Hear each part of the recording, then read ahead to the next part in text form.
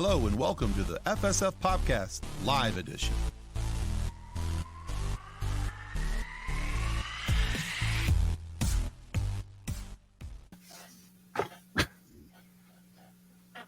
You're welcome. The thing, chair too. Squeaking. The thing is, I knew you had that on in the back room. Before we went live, I saw it on your head, and I should have known that when we came out onto the camera, you were going to have that on your head for everyone to see. I should have, and yet for whatever reason, I did not. You want to know what makes it better? It's a whole ensemble, Tim. It is a onesie, but then I also have Grogu slippers. Of course you do.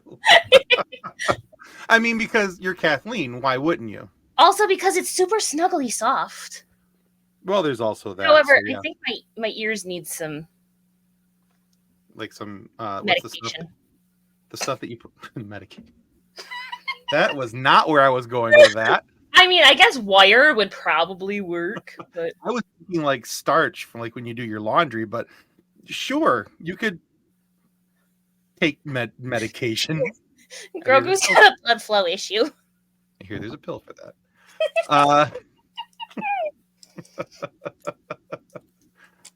Ben says, no Kathleen this week. Happy Grogu could fill in. We miss you already, Ben, because there's silliness here. Why? Silliness? There's no silliness. There's always silliness. This is completely serious. Well, anyways, welcome to the podcast that tried to take itself serious and ended up on YouTube.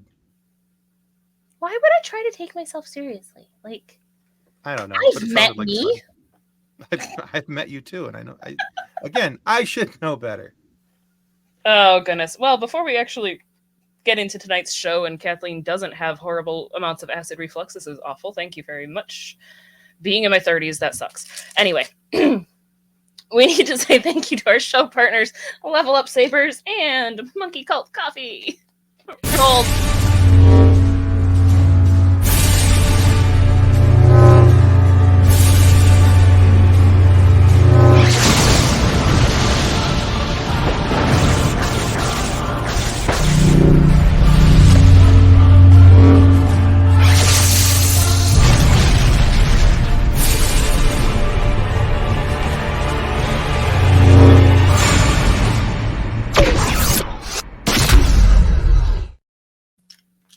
Not my fault. You said roll, and then you paused, so I hit a button. I was breathing. Oh, goodness. Anyway, that is Level Up Sabers. The link is in the show notes, comment section. Buy a lightsaber. Fulfill your dreams of being a Jedi or a Sith. Just please stay away from children's hospitals, elementary schools, and, playgrounds. The typical. Anyway. That is one of our show sponsors. Our other one, the one that keeps us going, literally. Caffeinated well into the wee hours of the morning.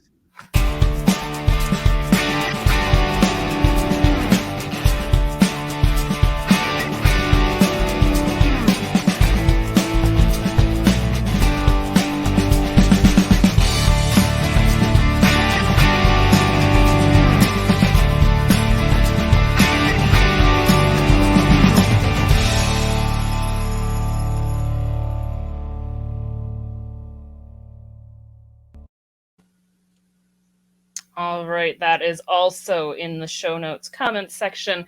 And yes, why buy Starbucks when you can have Monkey Cult Coffee at home? Absolutely, yeah. Get the good stuff. All right, so we've talked about this before with Monkey Cult, and one of the great things about them is that they have this bourbon chocolate chip coffee, which I have grown addicted to. It is amazing, and I need more. Like, I've been talking to the owner of the company, and I'm trying to get him to just give me an IV. Is that a possibility? Because that might be the next step, because I'm drinking so much of it every day that I might need to just progress to an IV, just bypass the mouth, put it right in the arm. Let's do this. But they've got that, and they've got a toasted coconut rum, Toasted coconut. I was thinking so much about the bourbon and the chocolate chip, I couldn't remember the other one. But yeah, the toasted coconut rum. Hey, if you can get me to like a toasted coconut item, anything with coconut, you're doing really good. And the toasted coconut rum is good. I prefer the bourbon chocolate chip, but the toasted coconut is really good. So go to monkeycultcoffee.com, use the code FSF10, and not only do you get a discount on your coffee, but they make a donation to the National Pediatric Cancer Foundation with every single bag that is purchased. So you get a discount and you get to help out sick kids. You're doing something awesome by getting yourself something awesome. So there's that. It's a win for everybody. I love just something to think about. I love that both of our sponsors have something to do with children. Sorry, I'm an awful human being. And you know what? At least I'm living up to my quote tonight, so it's fine. There is that. John says this is the most serious she's been today. No, he got home from work today and he's like, do you need a break? I'm like, I'm going to go treat myself like a computer and turn it off and turn it back on again and see if it's in a better mood. Because I was awful. And Ben says we are a professional, use the air quotes if you're listening to this and not watching, air quotes, professional podcast. That sounds about right. Also, hey, we are an independent podcast. We are our own bosses. This is us being professional. We don't have to do professional things if we don't wanna. John also says lacrosse gloves are supposed to be good for when younglings want to swing a saber at you. Something about not getting a broken nose picker. Yeah, broken finger, I'd imagine. Yeah. Okay. So, yeah. And if you hadn't noticed already, there's the banner going across the bottom of the screen that reminds you that if you're watching here on YouTube, please click the like and subscribe button. Doing so helps us tremendously. It helps us with our interviews each and every Friday that we release with people out in the sci-fi and pop culture world, people that you want to hear from. It helps us to convince them that, hey, you should come on our show. This is how many followers we have. This is how many people watch our show, yada, yada, yada. That's all helpful for you to get more good content to be able to watch. But also we have a Patreon page, as you see there, patreon.com/FSFPopcast.com. There's 5 different levels there for you to subscribe to, anywhere from $1 to $40, all with their really cool different levels of bonuses and things like that. And we'll be having some new Patreon content going up either late tonight or first thing tomorrow morning. So bonus content and main content. So yeah, there's a lot of really cool stuff coming up there. So you guys are going to want to be sure to check that out. And we'll have some another Stargate review episode coming up this week as well. So, because one of us had to sit down and learn how to do video editing. So there's that. I'm doing that. That's fun. It's actually not as bad as I thought it would be. I'm farther along in it than I ever thought I was going to be. So, but did your appreciation for John increase? Okay, so you're commenting on our own show. This is fantastic. So Kathleen, who has a microphone and could have said, but she put this in the comments instead. She said, this was almost the end of Grogu. Slippery optioned hands and heavy mug of tea. My blonde is showing. It was supposed to say lotioned and not optioned, which makes my blonde is showing that much better. It does, in fact. And I was just trying not to interrupt you, but I went to pick up my giant mug of tea and my hand slipped and I'm like, I'm going to dump hot tea on myself. That's fantastic. Speaking of tea, I should probably pour my hot water. Yeah. I meant to do this before we had people coming into the show. Because tea. Because if we're being honest, tonight's show is called Tea Time. And we do have a couple guests waiting for us in the back room. We're going to get them on here in just a second. But tonight's topic is indie artists. So we're going to talk about what it means to be an indie artist and how our guests as indie artists, what they're doing, how they're doing it, and some questions for them and stuff like that. So we're very excited to have them. We only have one right now. The other one's having some computer issues. He'll be in a moment. So Kathleen, why don't you go and introduce our first guest and we'll start talking with him. And when the other comes, we'll bring them in as well. All right. First we have artist. Wow. Oh boy. We have artist Lloyd Cheatham Jr. Oh my gosh. I quit. I'm done. You sure you want to do this, Lloyd? I don't know, man. I just need some coffee instead of tea. I didn't even open the wine yet and I can't talk. What's in that tea? That's all I want to know. What's in that tea? Peppermint. And Nothing. Schnapps. It's just peppermint tea to help with my acid reflux. oh wow. So I'm drinking a lemon ginseng tea. It's got the lovely tea bag, and I'm sure if Ben is watching right now, his head We're is sorry, Ben. exploding. Sorry, not sorry. With our You weren't here to supervise me, Ben, so this is what happens. leaf water. All right, so hey, Lloyd, while we're waiting for Matthew to rejoin us here, Okay. actually, it looks like he's back in now. So we'll go ahead and bring him in, and then we'll start the conversation. Okay. So we have the artist here, Lloyd, but we also have a comic book writer and artist, Matthew Jasso. I was already doing that in my head. So Jasso, and he's going to correct me when I come back when he comes in. So Matthew, tell him how to properly say your name because I'm pretty sure I just butchered it in front of a national audience. You had it perfect. It was Matthew Jasso. That's perfect. Woohoo! All right. Oh man, it's gonna go to his head. He got it right. On the first try. Well, not even the first try, but Ben No. is watching, and Ben There's has no not had tea to- bag in mine, Ben. Well, because you took it out already. Shh, he didn't need to know that. Yes, up. All right. All right. So take a minute, Lloyd, and tell everybody about who you are, what you do, and kind of go from there, and then we'll do the same with Matthew. Well, as you said, I'm Lloyd Cheatham. I'm a freelance artist. I have my own company, Cheat Designs. I do clothing, also custom clothing. But my biggest thing is my art. I do a lot of pinup art and paintings, and I'm delving now into comic books. I'm working on my second book with Universe Comics, Enigma. I'm the colorist on the book. I'm just now we're working on issue number 2. I've got 2 of my own coming out right now. I've got one that doesn't have a name yet, tentatively. And I got one that's called the Hip Hop Outlaw, kind of like a play off of like Afro Samurai, but Okay. Outlaw. All right. Very cool. Now, I met Lloyd at the Monroe Pop Fest, which is now called the Monroe Comic Con. We met this past September, and his booth was right next to our booth, and we just kind of hit it off, started talking. I was like, I got to figure out a way to get this dude on my show. And so I'm very glad that we had this opportunity, and I'm even happier that he said yes. So very glad that you're here tonight, Lloyd. Thank you. No problem. Hey, tell me a fun fact. I was one of the originators of the Monroe Pop Fest, right? I helped start it. I did not know that. Hold on a second. Let me show you something. Way to do your research, Tim. Hey, you know what? I wasn't even there, so it's okay. This is the first shirt we had. Hey! Yeah, I've seen All the that artists before. signed it. That is very cool. Yeah. So yeah, Awesome. it felt good coming back home. That's awesome, man. And Yes. now I feel dumb for not having done better research, but that is really Okay. cool. It's It's fun okay. when your co-host makes you feel dumb, isn't it? Oh, wow. Well, it was nice having Kathleen tonight. Hey, if I don't get kicked off at least once, I'm not doing my job right. That's great.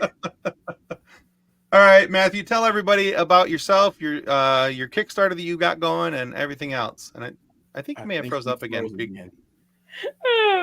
but he is very happy about being frozen. So that Yes, he is. Look at him.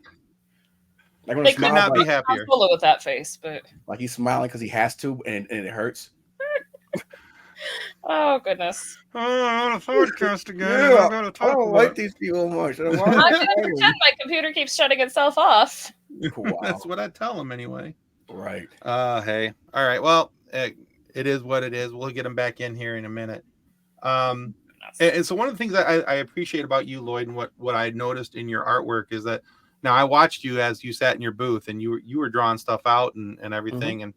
And so, I know that a lot of people and you were doing it on an iPad, and there's nothing wrong with that. But you also do it with pastels and pencils and Correct. and all these other things too. So you go back to the basics as well. And you have done some really, really cool stuff. He had a John Wick picture with him when we were at Monroe. That was just chef's kiss. It was amazing. Well, And he drew a Deadpool one and a Darth Maul, and he was like hitting all my comic book sweet spots. And I'm just like, so let's see. Matthew is back as tech support. Or tech sucks. Been using the same laptop for the past year and a half to do my podcast on a weekly basis. Come to get on yours, it totally So unfortunately, I'm on my phone. How bad is the audio? It's not bad. You sound fantastic. Okay, I think the laptop I'll is just trying- talk really close so the audio is a little more clear. Actually, it was doing pretty good at picking you Oh, up, great. so nice and clear. your I laptop apologize. reality was trying to do you a favor. That's okay. You left with a smile on your face though, so that was a good thing. Yes. You were frozen with just like a happy about it. here. Oh, So it hurts. It hurts. it hurts to smile this long. All right, so Matthew, take a moment and tell everybody about yourself and your Kickstarter that you've got going, and we do have that linked down below in the show notes as well. Perfect. Yeah, my name is Matthew Jasso. I'm a freelance writer. Been freelance writing for Grok Comics for just over a year now. It's kind of funny. This is like the 5th or 6th script I think I wrote for them is the main part of this comic, Black Cobra #1. And then over the last year, there's been other little things and we kind of put it together as its own comic. The Kickstarter's been doing very well. We've been very, very fortunate. But ultimately, as much as it may have paid for itself, we also have other stories and other books we're trying to get done. So we're just keep chugging along, trying to raise as much funds as possible in order to keep producing the kind of books that we're doing. Cool. Okay. Tell us, what was the name of the story again that you have up on Kickstarter right now? It's Black Cobra. Okay. And can you tell people a little synopsis of the story, what it's about, so they know what they should be looking forward to? No, Okay, sounds good. All right. Well, this was a fun conversation. We'll see you guys next week. So Black Cobra #1 is it's got 3 different stories inside of it if you get the standard issue. And then there's an extended version that has 4 stories. The first 3 stories were written by me. The last one was written by a writer called Patrick Daniels. And ultimately, Black Cobra is a superhero. All of the Grok Comics characters live in or are more of Christian heroes, not spouting scripture or going nuts with over-the-top Bible thumping, but just that they themselves kind of adhere to those ideals. And because of that, they don't kill, they don't curse, but there's still tons of action and adventure. Part of the issue is that in their world, they're considered the terrorists. So the Watchers, who are actually the bad guys, work for the UN. They publicly look like heroes. And Black Cobra was captured by the Watchers months before the story takes place and was tortured and kind of beaten down and now is dealing with PTSD. So Black Cobra #1, the first storyline, deals with like the first time he's actually gone back into the field on a mission and how kind of horribly wrong it goes. Not because of his PTSD, but he just gets he's trying to really prove himself that in the battle, him and his rival essentially collapse the building they're in and get trapped underneath all the rubble. And it's about now, what are they going to do? Looking at potentially like dying within this situation that they've created for themselves. Okay. I am And the other 2 are, spoiler alert, since there's more than that story, they survive. But a lot of the story is in this first issue kind of dealing with him helping other people that are on the team that are dealing with PTSD in their own manner, and then following the guy he was fighting and his story kind of taking him back where he needs to go. Cool. Okay. I am intrigued by that concept. I like the idea of superheroes without necessarily all of the in-your-face violence and gore and language. And It's been a challenge, to say the least, because you have this guy who is some of the other characters I've dealt with where you have like these 2 guys who are like strike team commando kind, and you're like, Okay. all right, how are you going to have these guys assault a building and not kill anybody? Right. Or hey, the mission is you're in a speed racer Mach 5 kind of car with guns, and you're battling other guys on Jeeps and trucks on a highway. How do you get through that situation and not kill everybody? And it's been challenging at times, but it's also been cool because I always forget the saying: necessity breeds creativity. Is that what it is? I don't know. Innovation. There you go. So you having to go like, okay, how do I make this interesting?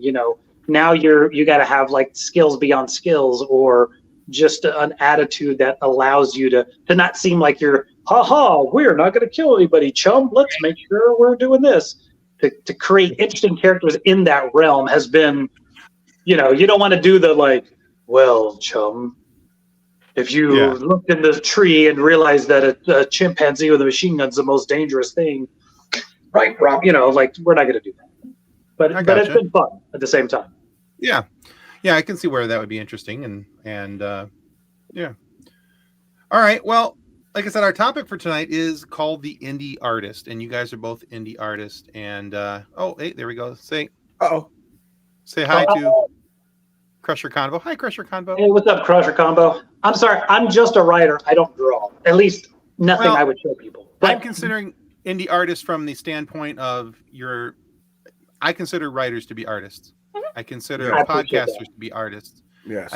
Whenever you're creating something and putting it out into a digital or physical space, I consider you to be an artist because of what you're doing. So in your case, even though you're the writer, I consider you an artist. All right, I just want to make sure no one thinks that I did all that art, that awesome art, because no. If you think about it, anybody who has read a book or read a story sees those things in their head as well. So you are an artist. You're just a mental artist. Yeah, exactly. Absolutely. We'll go with that. I like that. Yeah, when I read something, I am envisioning what it looks like, and especially if the writer is good at their job and they're putting in the details and explaining things, that they don't need a picture for. So yeah, no, you're still an artist, bud. I'll take it. All right. When your books are this thick and there's no pictures, you're an artist. Yes, Jesse, you are absolutely an artist. She writes, she video edits, she does graphic design, she edits a podcast, she does the podcast. Plus, she's awesome, so we'll give her and Michelle. I'm an artist, but my art is just getting on people's nerves. And you are aces at it. If you edit, then the artistry is we'll fix it in post, and you're accomplishing that. Good on you. So you've heard our podcast motto. We'll fix it in post. I fortunately or unfortunately for several years there did film stuff. So definitely those moments of like, no, we'll fix it later. Aww. You need better inspiration. All right, so let's talk about our first talking point here for this discussion about the indie artist, and I want you guys to draw off your own personal experiences for this, and So what do you feel the role of the indie artist is in today's media? They're the rock stars. Because people are getting tired of seeing the same old thing. And indie artists are bringing a whole new view of the same old stories, but a different view of them. So I've watched a lot of Todd McFarlane's lately. And he's saying, look out, Big Two. They're coming. And they're coming for this spot. Okay. Yeah.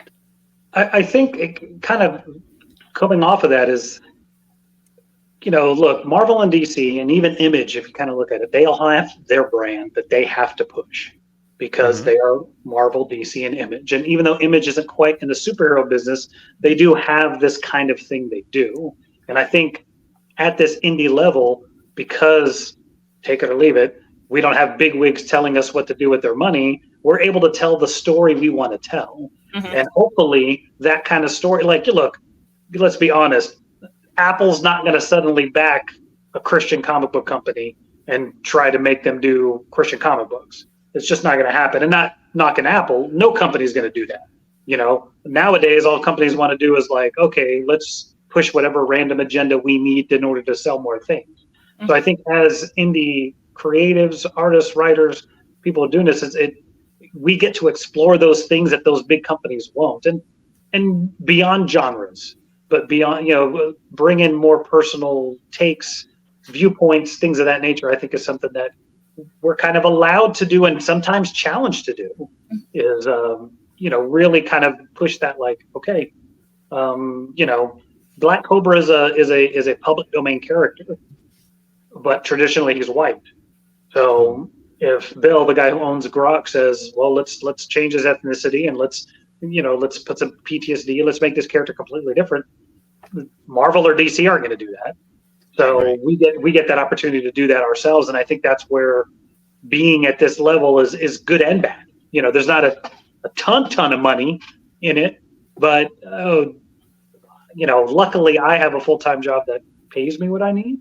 So I get to be as creative as I want to be and push some of those envelopes with a lot of the stories that Grok has allowed me to do. And because Bill is at this level, he's, I was like, hey, I want to do this. And he's like, sure, go. And he just lets me write or come up with any story I want. And like for this Black Cobra issue #1, the first part, he just said, like, I want Black Cobra and Jaguar leagues to fight. That was all he told me. And I took it in a whole weird kind of direction. And you're just not going to get that out of the bigger companies. They're going to say, here's your outline, make these things happen. Right. And don't forget, don't forget to push our agenda. Hit our agenda is what we want you to push. Right. Those agendas. Make sure you get that or you're fired. And I think that is the big thing with indie artists is we get to do what we want and make what we want. And then people realize, hey, wait, we actually like that. We like that more. These people are following their hearts. They're not following the agenda. They're not selling the same story again and redoing a movie because, oh no, our copyright came up. Like, right. We get to do fun stuff. I see you pointing at Disney there with Pinocchio. I would never turn my back on my Mickey Master. Never. As I'm sitting here in my head to toe Disney merch. Right. Like that. Okay. So what are some other areas that you feel that the indie artist is allowed to express themselves in ways that others could not? I know you talked about having the freedom to go and write your own story or to draw things the way that you want to draw them. But what are some other ways that you feel that you're allowed to express your own creativity because of being an indie artist? I think we can hit any genre, any character type, any personal story. Look, no one's going to do I'm not saying we're doing it, but if we decided to do a character and their story's taking place in Gaza or Israel or whatever thing's going on in the Middle East, no big company is going to touch that with a 10-foot pole. Nope. Because no matter what side you land on, the other side's going to come at you hard. And when you got big money behind you, nobody wants to take that risk, And I think we could do that. I mean, look, you don't get Mouse about the Jewish internment camps with Nazis from Marvel or DC. You don't get that comic. Having an independent guy decide he wants to tell the story of his father and his journey through that situation as a Jewish man, you only get that from an indie. You don't get that from anybody who's trying to tell you what to do. Right. Okay. I was thinking even personally about like the conversations we've had with our guests. They're typically on press tours, and it's here are the same basic questions about the same basic projects. Tell us about your latest movie, tell us about your latest show, tell us about your latest book. Whereas we get to do hey, so I noticed on your Instagram you have dogs that you've rescued. Tell us about your rescue dogs. Tell us about where you got them from, how people can get involved in that rescue organization. We get to actually touch the hearts of the people that we're talking to, not just here is the checklist of things we have to ask about so that we're fitting into the mold. Right. We are our own mold. We don't have to follow the other one, which actually makes me really happy. It's yanky and oblong, but yeah, we're our own mold. Yeah. It's a little dented. I was going to say, we don't have to follow the rules of creation either. They say you got to put everything into a box. Your character must have a wound. You must go this way. No, you don't. All that can come out in the story. But that was funny. It's one of those things. Yeah, because my writer on my book I have now, him and I are debating really, really hard about doing the character wound, air quotes. And they have to have that to be the character. I said, why? And this is where my Todd McFarlane be coming in. Everything he said was, why I gotta do that? Why I gotta do that? He couldn't give me a hard reason besides that's the status quo. Yeah. Why follow status quo? We're in this. We ain't gotta do what they do. No, and one of the things I've liked about watching your art online, because Lloyd and I follow each other on Facebook, and we've talked a bit. outside of this scenario, inviting him to the show. He and I have had some conversations. And one of the things I've liked about watching your art is that you're not afraid to overturn the apple cart a little bit. I mean, he did a picture a little while back, and I'm gonna throw him under the bus a little bit because I think some of our listeners might get upset, and we might see some comments. He did a really cool picture of Batman beating Wolverine, like dragging Wolverine's limp, lifeless body behind him. And yeah, now the thing is, it was a phenomenal drawing. Lloyd is a very, very talented artist. Also talented in the ways of pissing people off when it comes to Those are my two favorites, and like, oh man. Yeah, it was interesting. As I'm over here with my Harley Quinn mug, but also Wolverine. Well, perspective-wise, they've always said metal poisoning can kill Wolverine. Why wouldn't Batman exploit that? That's true. That's true. Just saying. I'm just saying. I'm not saying. I'm just saying.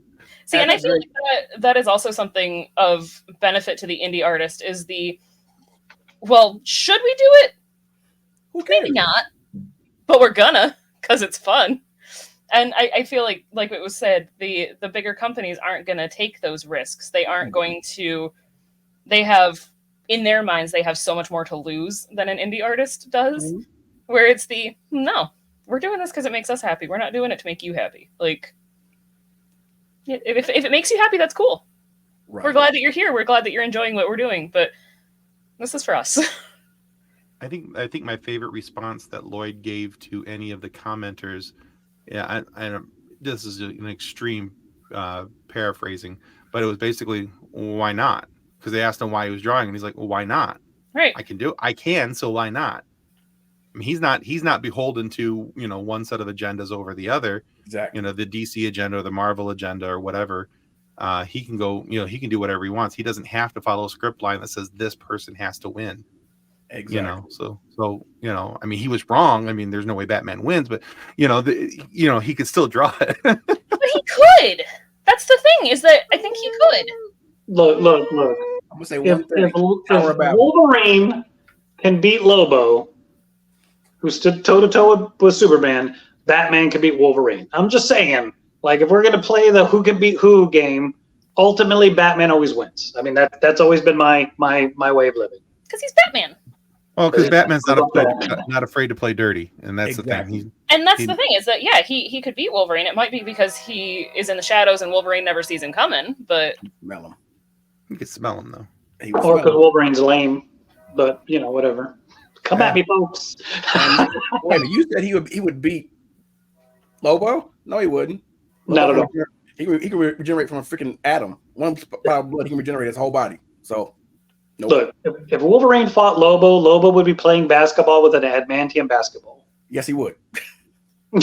Batman always wins because he's Batman. Absolutely facts. And John agrees. He said because he's Batman. Because I'm Batman. Reports all day long. Because I'm a sad orphan with a huge bank account. So, also facts. That's his real superpower. He's got trusted using a big bank account. That's his perseverance. We'll go exactly. Yep.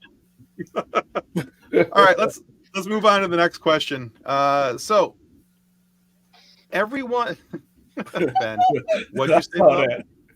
All right, so every time when we're doing things, there's always going to be a struggle, especially for someone who's in the indie spaces. So what's the hurdle that you feel you most often have to overcome? People seeing your vision the way you intended. A lot of people will project what they want upon your project. Well, you're doing like this. You're doing like so and so. No, I'm doing it like the way I want.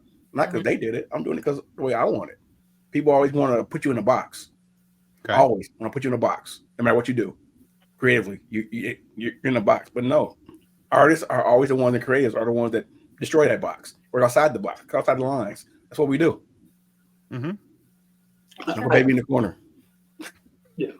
No, I think some of the hurdles I kind of come across sometimes is like, and this is more of a personal story for me, is I tried to do a comic book about 5 years ago. I tried to do the self-publishing thing, kind of. Point being is that I hired an artist. I really liked his work, but it was like, I remember one of my friends going like, dude, how come it doesn't look like a professional comic? I'm like, well, because I don't have the money to hire Jim Lee. Like, as much as I would love to spend $2,000 a page on some really high-end talented artist, like, look, most of us indies guys, it's sub $100 a page. And you take the good with the bad with what you can do, and you just hope that everybody who's doing the art, the coloring, and the writing together gets you. Because I'm like, look, I always say this. If you look at those first Valiant comics from the early 90s, the art on those things sucked. Horrible. But Jim Shooter was an amazing writer, and people followed that stuff.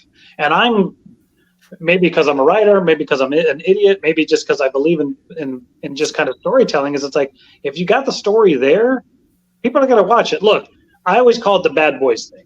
Like, the first Bad Boys movie makes no sense whatsoever. But because Will Smith and Martin Lawrence have such great chemistry, and they're so amazing, you just want to watch whatever random thing they're doing. Doesn't matter to you that none of it makes sense of what's happening in the movie. You're just watching these guys do it. And if you can create characters that people just want to see what they're going to do next, it doesn't matter what is happening or the quality. I mean, the art can't be complete total trash, but you get people into that vein of like following your guys. They're going to be more forgiving, but they have to give it an opportunity. Mm-hmm. And I'm not saying buy 6 issues and then finally go like, oh, well, it's okay. But same thing as a writer, your job is to get everybody on the first issue. If after Black Cobra #1, you don't like Black Cobra, I got nothing for you. But if you like what's going on, come get the second one. And, we're going to tell a great story in the second one, and the third one, the fourth, blah, blah, blah, blah, all the way through. But I think that's been the biggest thing for me is, and I know comic books are a visual medium, but let's not try and get a a Hollywood movie out of an indie filmmaker, Sure. Right. And, okay. My first book was done, Tim. I botched it. The art was amazing, but the story sucked. People come for the art; they stay for the story. Mm-hmm. Yep. Yeah. Look at the first 3 years of Image. But you have to have both. You have to have solid balance story. both, Yes. Yeah. Absolutely. Well, I remember, you mentioned Valiant, because in the 90s is when I was growing up. My I graduated high school in 95. Yeah, I'm old. I know. I'm okay with it. Younger than me. I'm not going to say a word. Okay. No, Kathleen's mocking me because she wasn't born till like 97. So 92. I was born in 92. Same diff. That's when I graduated. Yeah. So, so yeah, we have our baby here. But I remember like Valiant comics coming out. I remember Dark Horse comics coming out, and I thought they were, in comparison to what I was used to seeing with DC and Marvel, were like, and even Image at that time was kind of like, yeah, they were so. But I think that there was characters that I liked, and so I didn't care how bad the art was or how good the art was, because I was leaning in towards the characters. Yeah. Mm-hmm. Yeah, especially when it came to Dark Horse stuff. I really liked Dark Horse and Image stuff. Well, and you look at something like Exo Manowar. Is he absolutely a ripoff of Iron Man? Yes. Absolutely.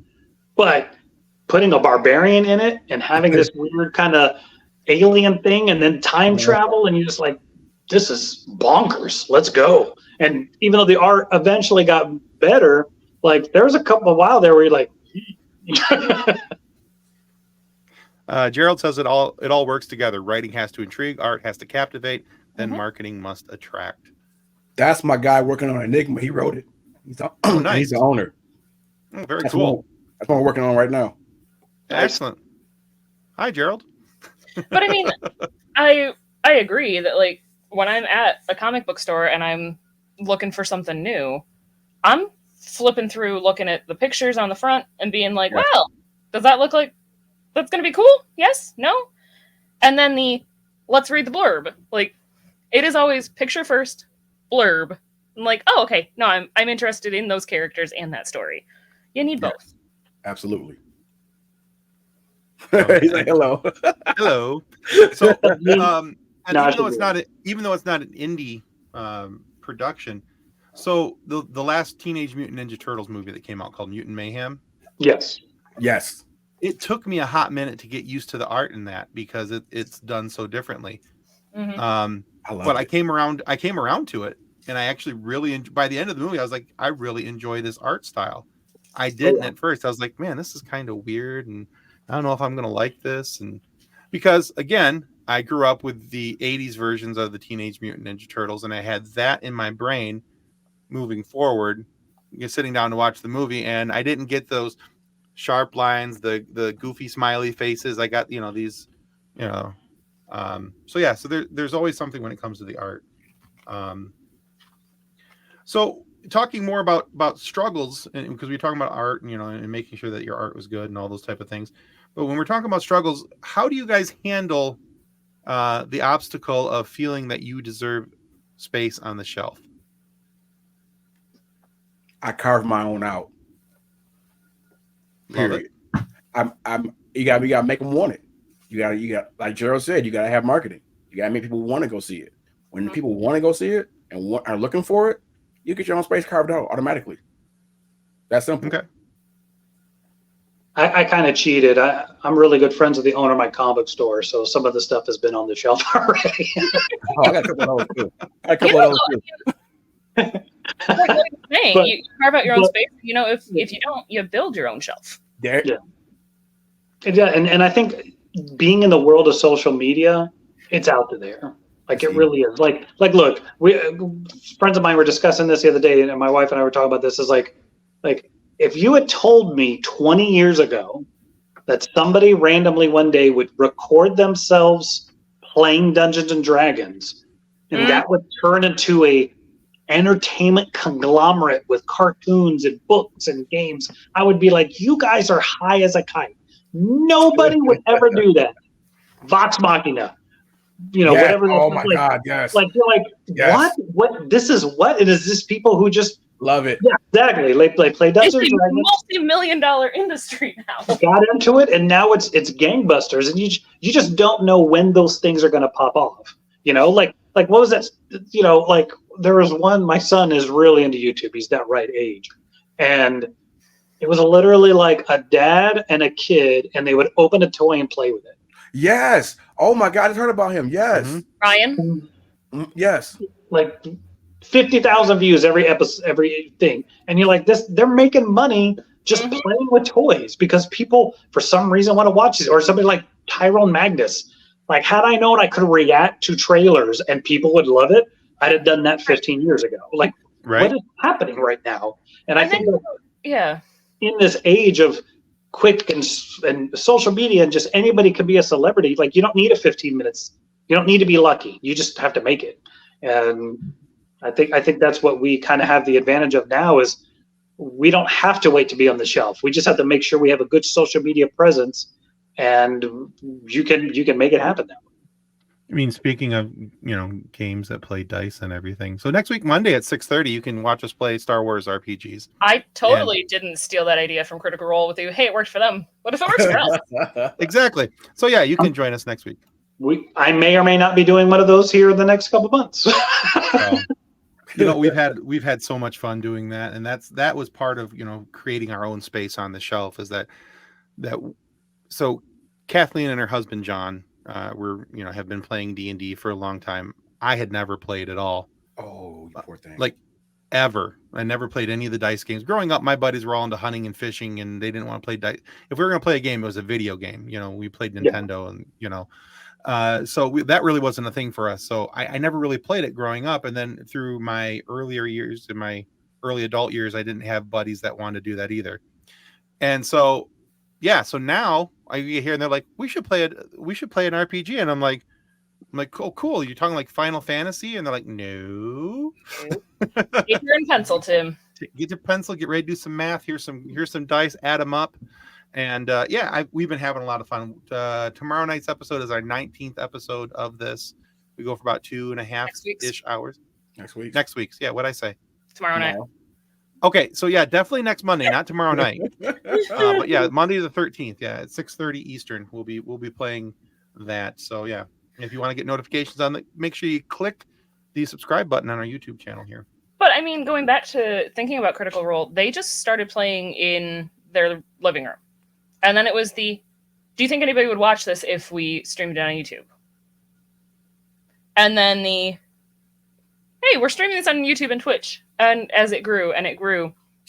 And then the celebrities come be guests and play with us. Right. And the Kickstarter, and the fact that the Kickstarter absolutely blasted through all of the records, all of their expectations, to the point where then they got to start the Critical Role Foundation to help make sure that art programs stay in schools. Like, they're helping future indie artists by not only saying, hey, look at this is possible, but also make sure that we still have art available for our kids. Like, that's huge to me. I have a 5-year-old who's very much into art, and it's yes, let's continue, push, do the things. I sure, you playing an accordion at 3 o'clock in the morning when you're suddenly awake is awful. But sure, let's do it. Yeah. Like, we've got to all support each other.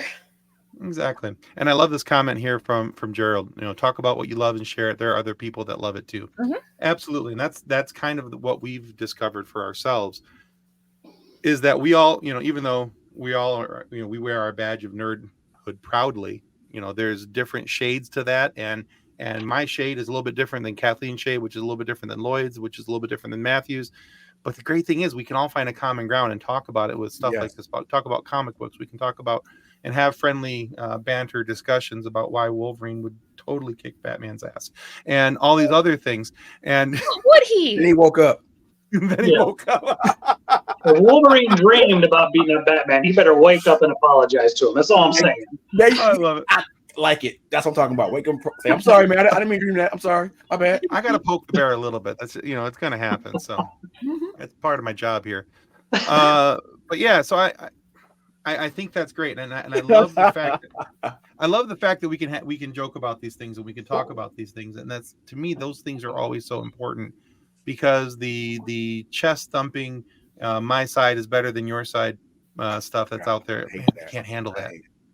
I can't handle that. I did a podcast last night about that, about people always getting into a debate and I said, what makes them right and you wrong? He said, what? I said, what makes them right and you wrong? It's opinion based. Nobody's right. It's how you feel. That's your truth. I can't argue your truth with you. I just can't, because that's your truth. And I love it that Gerald agrees with me. He says, Tim, he's a Batman hater. Batman stands no chance. He's a Batman hater. He's a profound Batman hater. But yeah, well, so I mean, if you want to work at a different company, I'll talk to Bill. The Batman Wolverine thing is very complicated. I'm over here with my autographed Caldad Wolverine, but also my Harley Quinn mug, and it's hard.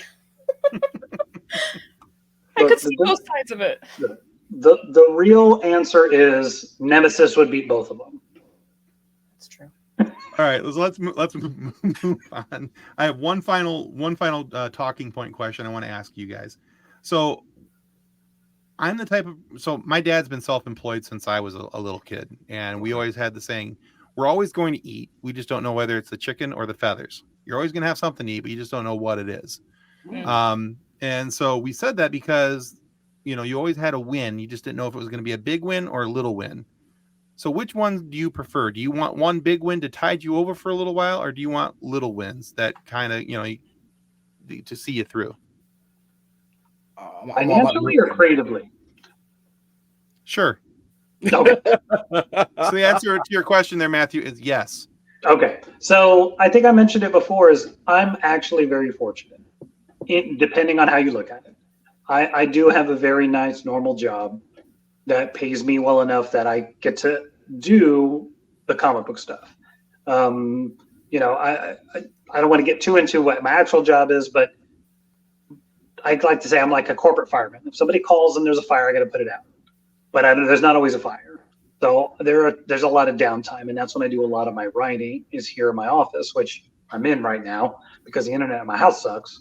But I think I'm lucky in that it affords me the ability to do this and not have to worry about that. But at the same time, you know, it's not fulfilling to just write things and leave them on my computer.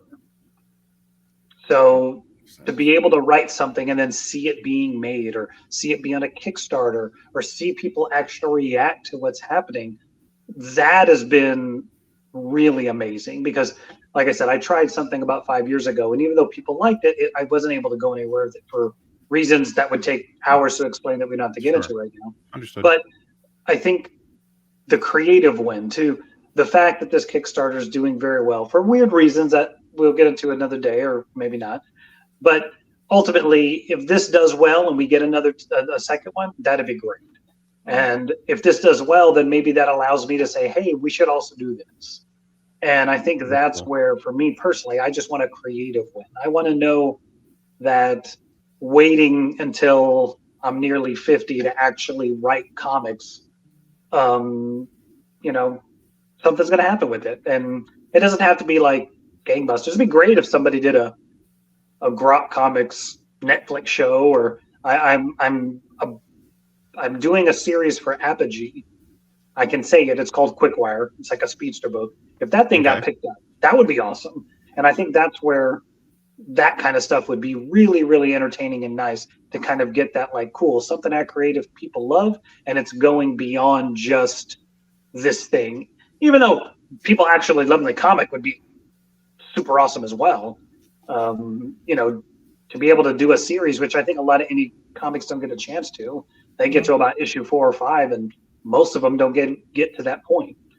So I think to get to issue 8 would be great of any book that I was working on. All right.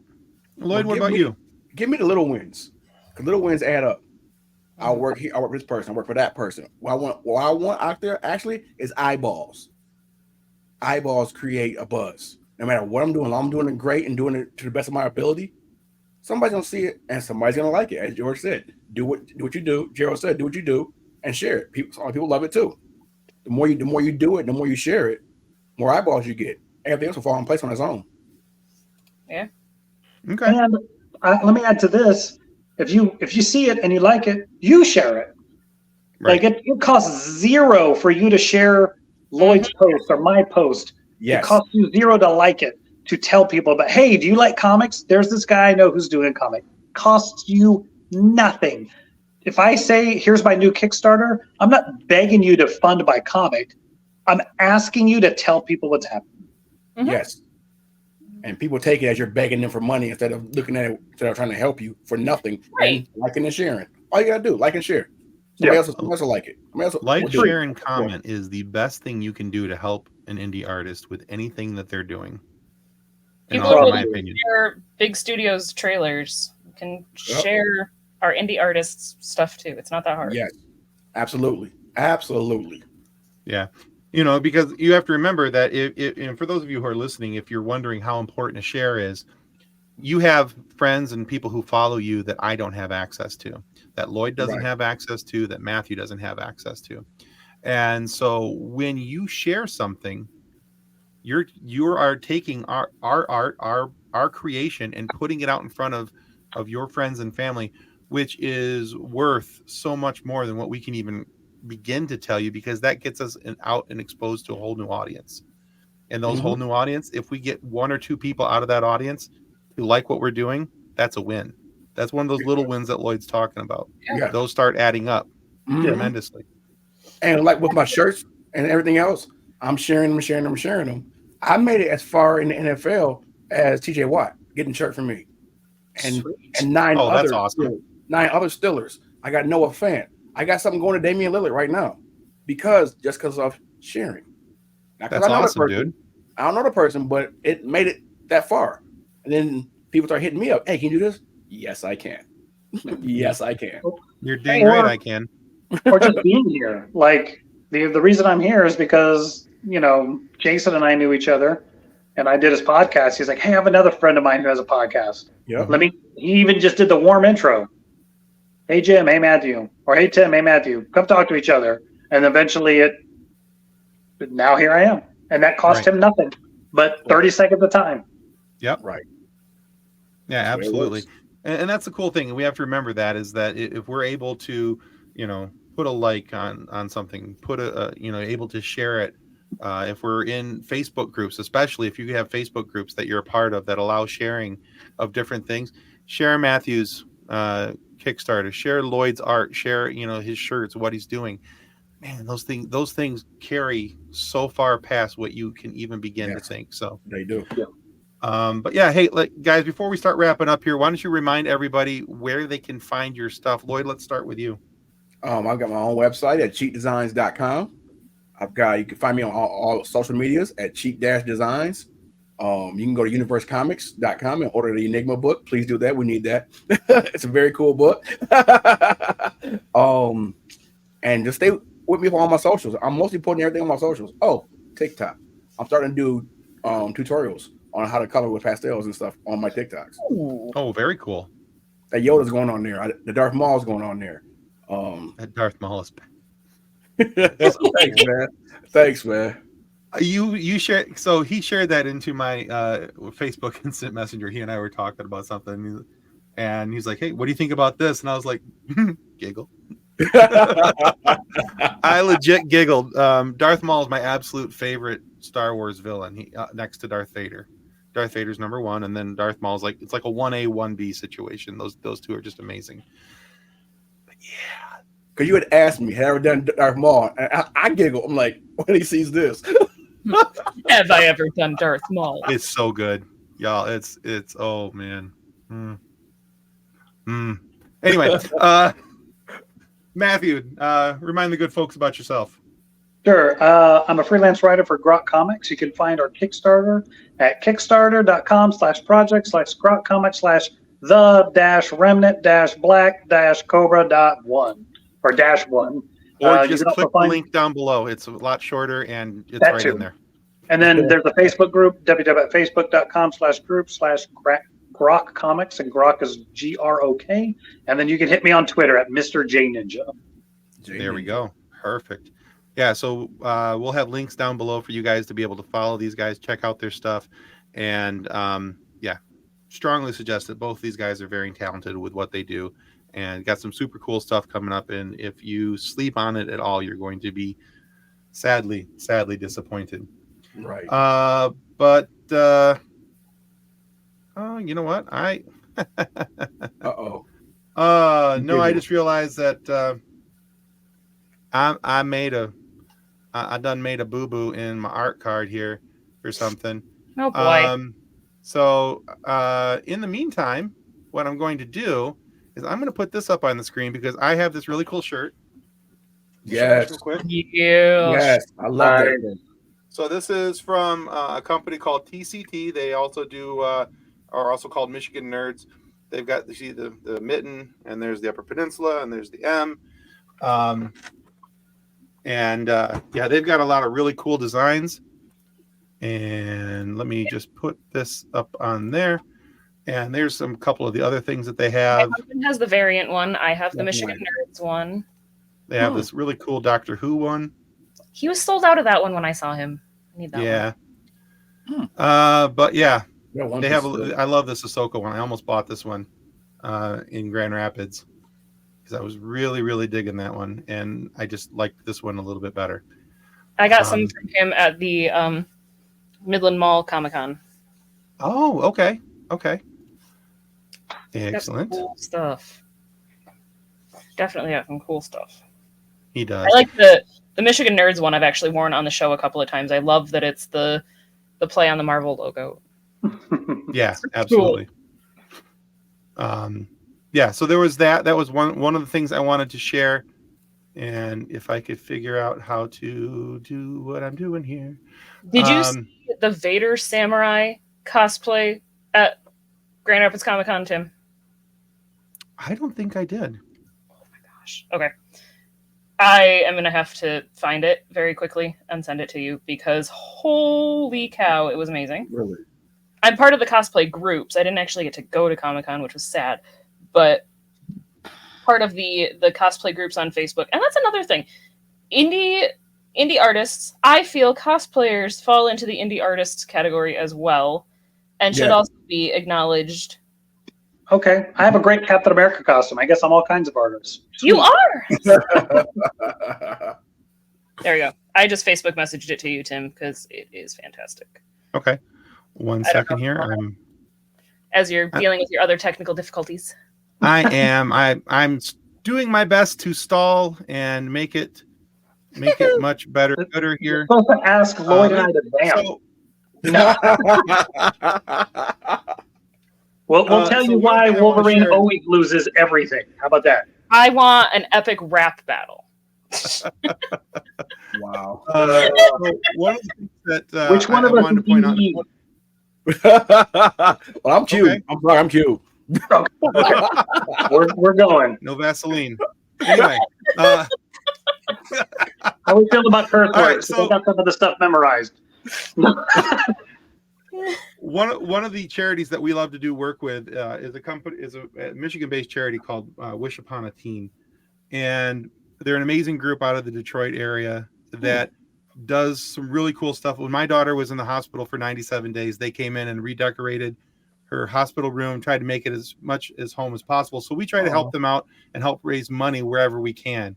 Okay. Now, this past year at the Monroe Pop Fest was the voice actress Stephanie Nadolny, who is the OG Gohan and Kid Goku voice actors. And so we had the pleasure of interviewing her on the show. But while we were in person, I got her to sign this for me. Oh wow. Awesome. All right, so this is the Goku, and then she's got her saying right there on the side, and she signed it and made sure that she notated it as Kid Goku. But we have this up on our eBay store. We're trying to raise money for Wish Upon a Teen. She also signed this. This is also up on our eBay store. This is I saw that. Yeah, signed by Stephanie Nadolny as well. Mhm. Now, for those of you who are Detroit sports fans, we have a shirt and image combo up on eBay for auction of Darren McCarty. And the shirt that's up for auction is really stinking cool because it's a 1998 Western. That's when they were in the Western Conference. Yep. The Stanley Cup playoffs. They were the back-to-back Western Conference champions, brand new with tags from 1998, signed by Darren McCarty. And Darren was at the Monroe Pop Fest and signed it for us there as well. Super cool, dude.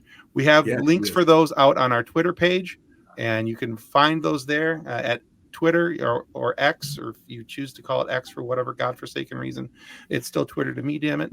And but if you go there, check that out, and you'll find our links, and you'll be able to like, share, and comment if you choose not to bid. But liking and sharing would be huge, so we can get that out in front of some people. You get this is one of those instances where you get something really cool for your charity dollar, and it goes to helping a kid, because it only takes about 150 to 250 somewhere in there roughly to decorate an entire room. That's the average budget of a room remodel, because they can only do so much because it's in a hospital, but they get a few things and they get a bunch of stuff donated to them because they're an amazing charity. But wishuponateen.org, go there if you're not interested in this stuff and you just want to make a donation to an awesome charity that helps out sick kids when they need it most. www.wishuponateen.org. Go help Nancy help the sick kids. And Wish Upon a Teen is such an amazing program. As Tim said, when his daughter was in the hospital, they redecorated her room. But they've actually shown that children, everybody in all reality, but kids actually heal faster when they're more comfortable in their surroundings. So whether it's a pillowcase, so it's not an itchy white hospital pillowcase, it's a comforter, it's a string of fairy lights, it makes a huge difference to those kids, and it's not hard for you to help them. Yeah, not at all. And this is what the shirt looks like, just in case anybody's wondering. Oh, nice. There it is. That's the shirt. And it comes with the shirt and the picture. It's a duo. So, yeah. When we're done here, I'll put some links for the eBay links into the show notes down below. So if you guys are interested, you guys will be able to check that out. All right, Kathleen, let's wrap this thing up. All right. Well, last Friday, we aired our interview with Claudia Gray, the amazing author who has written canon-forming books for the High Republic era and character stories for Princess Leia and others in Star Wars, other young adult titles, and series such as Spellcaster and Evernight. And you can still find that episode of the FSF PopCast up on our YouTube channel or your favorite audio podcast provider, like Good Pods. We love Good Pods. Good Pods loves us. Good Pods is amazing. We love it. We're just going to throw that one out there. But also remember, your subscription to our YouTube channel is a major help. So do not forget to click, like, and subscribe. The little bell for the notifications. Let us annoy you as much as we annoy our families. Exactly. All right. So this upcoming Friday, we've done a couple author interviews back to back. We're pleased to introduce you guys, if you're not familiar with them already, Derek Tyler Attico. Derek wrote a really cool story about Benjamin Sisko. And it's called The Autobiography of Benjamin Sisko. And since I've already plagiarized his website once, I'm going to do it again. And so here we go. Derek is a science fiction author, and essayist, and photographer. He won the Excellence in Playwriting Award from the Dramatists Guild of America. He's also a 2-time winner of the Star Trek Strange New Worlds Short Story Contest, and is a contributing writer for the Star Trek Adventures role-playing game and an RPG designer himself. And it's not plagiarizing. You're just not going to be able to say it better than he did himself. No, I can't. So why would I? Why would I even try? Right. My dude has the perfect description on his website. So, but we joked about it being plagiarism, so I just steered. You did. But if you don't want to wait till Friday for that, when it's released to the public, you can probably check it out first thing in the morning on our Patreon page. Go to patreon.com/FSF PopCast. And you'll be able to find both the audio and video there for as little as 3 whole George Washingtons a month. You can get access to our Patreon page. For $10 a month, you can see all the behind the scenes stuff that we talked about with him. And there are some really great stories that Derek shares in the pregame, basically. So you guys are going to check that out. But so check those out. And patreon.com/FSF PopCast. Again, Matthew, thank you so much. Sorry you had so many tech issues with us tonight, but glad you were able to stick it out and hang with us. Being patient with the nonsense over here. I apologize. It is what it is. It ain't worth that. If that's the worst thing I have today, my day was pretty good. Fair. So it is Monday.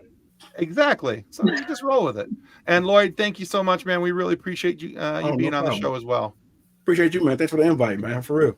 Yeah, absolutely. We'll figure out a way to get you guys back on here with another topic, and we'll have a really great discussion and prove to you guys once and for all why you're wrong about Wolverine. Okay, goodbye. No. No. I was just going to hang up and just go right to the outro video, but I thought, no, I'll be nice. Okay, an authentic goodbye.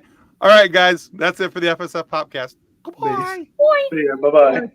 On behalf of the rest of the hosts of the FSF PopCast, we want to thank you for listening to this episode. If you'd like to be a guest on a future episode, please contact us by means of Twitter or Instagram using the handle @FSF PopCast. Or go to www.fsfpopcast.com and click on the contact link. Thanks again, and hope you enjoyed the episode.